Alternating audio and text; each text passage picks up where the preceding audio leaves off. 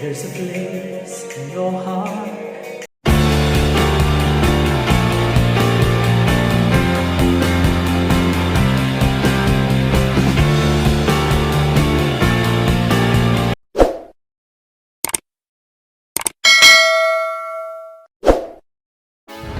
Hi guys, this is Teacher Mel and welcome back to my YouTube channel. Today we're going to learn about prime numbers. Okay, a prime number is the whole number greater than 1 whose only factors are 1 and itself. A factor is a whole number that can be divided evenly into another number. Okay, the first few prime numbers are 2, 3, 5, 7, 11, 13, 17, and so on and so forth. Okay, numbers that have more than 2 factors are called composite numbers. Okay, the number 1 is neither prime nor composite numbers, right? So that's the meaning of a prime number.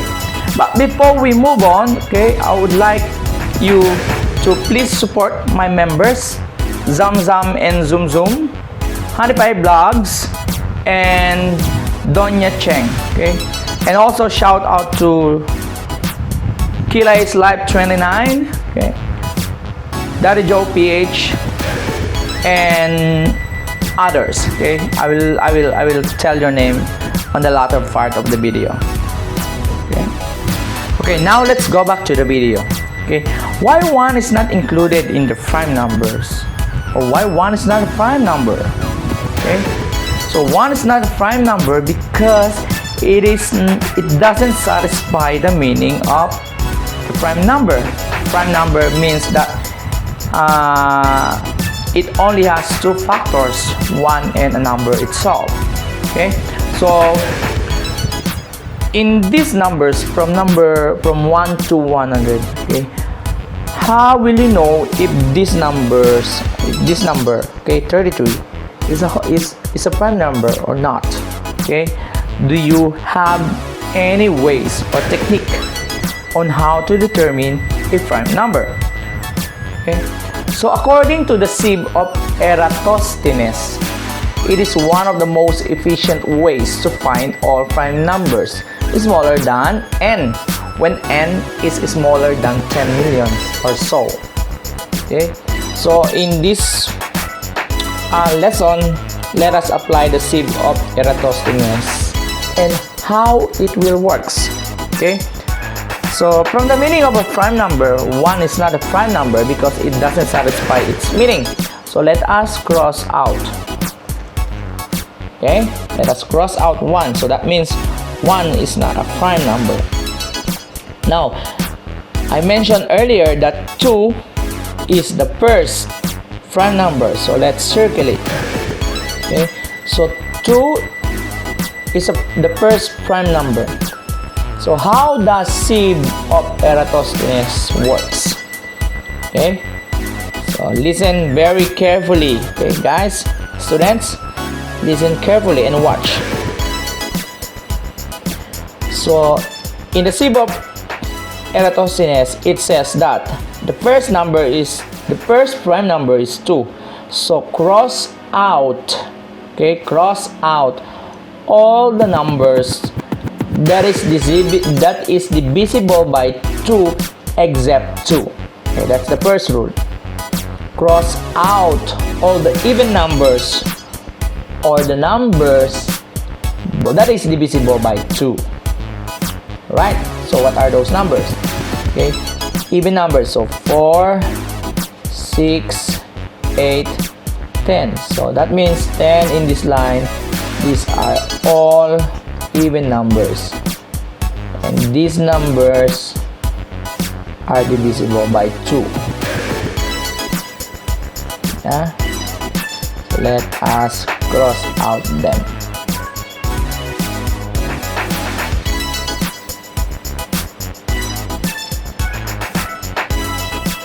Right, cross. You are just like playing XOX.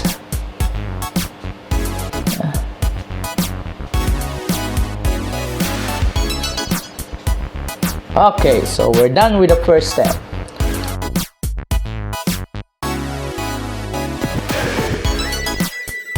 Cross out all the numbers that is divisible by 2 except 2. Okay, so now the second prime number is 3. Okay, so in the Sieve of Eratosthenes, it says cross out all the numbers that is divisible by 3 except 3. Okay, cross out all the numbers that is divisible by 3 except 3. So 9 is divisible by 3, 15 is divisible by 3, 21 is divisible by 3. What else? 27 is divisible by 3. 33 is divisible by 3. 35 is divisible by 3. No. Okay, let's mark it no. Okay, so 37, no. 39 is divisible by 3. Okay, 39 is divisible by 3. 41, no. 43, no. 45 divisible by 3, yes. 45. 47, no. 49, no. 51, yes. It's divisible by 3. 53, no. 55, no. 57, yes. 59, no. 61, no. 63, yes. 65, no. 67 is no. 69 is yes. 69 is divisible by 3. 71, no. 73, no. 75, yes. 77, no. 79 is no. 81 is yes. It's divisible by 3. 83, no. 85, no. 87, 27, 9 times 3, 27, yes. 89 is no. 99 is yes, of course. 97 is no. 95 is no. 93 is yes. Okay, so those are the numbers except this one, okay? Except this one. So let's mark it later.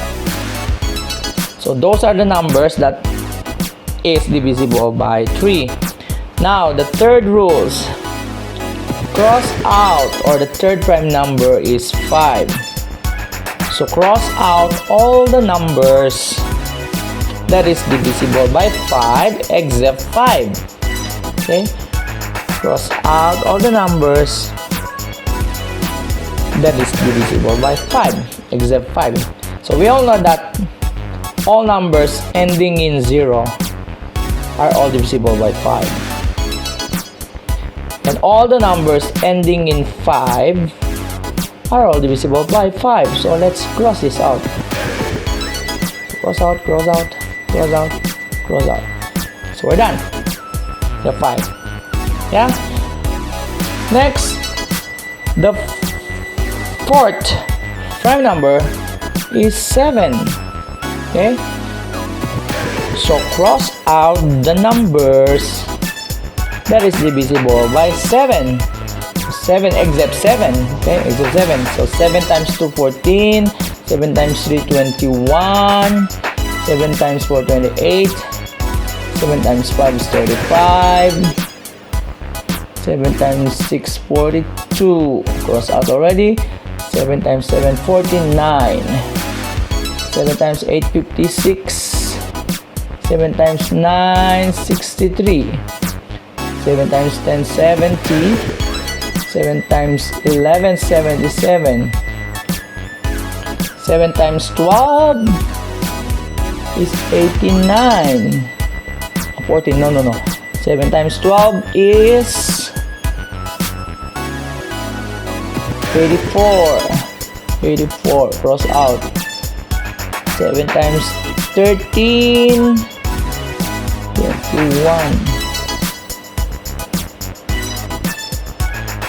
91. Okay, 91. 7 times 13 is 91. Okay? And that's all for 7. Now, the next prime number after 7 is 11. So 11. So cross out all the numbers that is divisible by 11. So what are those numbers? So cross out all the numbers that are divisible by 11 except 11. So 22, we have 22, 33, 44, 55, 66, 77, 88, 89. So no more. Okay, so the next prime number after 11 is 13. Now cross out all the numbers that is divisible by 13. So the first number is 13 plus 13 is 26. 26, it's crossed out already. Okay, and then plus 13 is 39. Cross out. Plus 13 is 52. So cross out already. Plus 13 is 65. So 65 cross out. Plus 13 is 78. 78. So cross out. Plus 13 is 91. So 91 is crossed out already. Then plus 13, so it's 104. So it's over. Okay, so no more to cross out. And the next prime number is 17. Right? So what are the numbers that is divisible by 17? Okay, so 17 except 17, right? Numbers divisible by 17 except 17. 17 is 34. So 34 cross out. Plus 17 is 51. So cross out. Plus 17 is 68. So cross out. And then plus 17 is 85. Then plus 17 is 102. So no more. Then the next prime number is 19. Okay, so what are the numbers that is divisible by 19 except 19? Yeah, so 19 is 38. So cross out.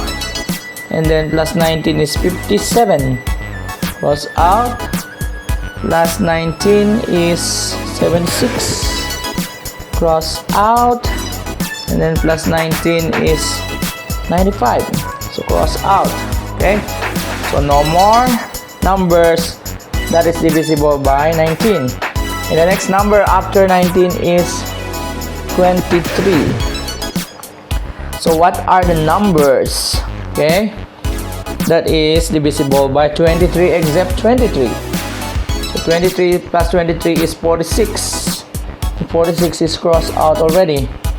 Plus 23 is 69. 69 is crossed out. Plus 23 is 92. Crossed out already. Okay, so that's all. And the next prime number is 29. Okay, so what are the numbers divisible by 29 except 29? 29 is 58. So cross out. Plus 29 is 87.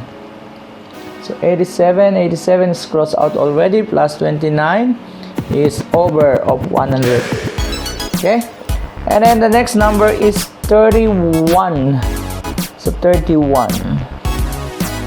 So 31 is 62. Yeah, so cross out all the numbers that is divisible by 31 except 31. 31 is 62. plus 31 is 93. So do I cross out 93? Is already crossed out. The next number after 31 is 37. Okay?